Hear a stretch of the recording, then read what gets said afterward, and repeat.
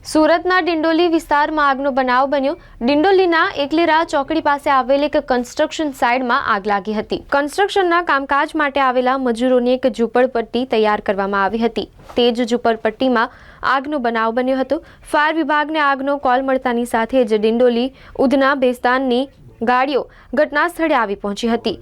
તાત્કાલિક ધોરણે પાણીનો છંટકાવ કરી આગ પર કાબૂ મેળવાયો હતો। ફાયર ઓફિસરના જણાવ્યા મુજબ આગે વિકરાળ સ્વરૂપ ધારણ કર્યું હતું। 25 થી 30 ઝૂંપડાઓમાં આગ લાગી હતી અને 8 થી 10 જેટલા ઝૂંપડા બળીને ખરાબ ખાખ થઈ ગયા હતા। સદનસીબે કોઈ જાનહાનિ થવા પામી ન હતી।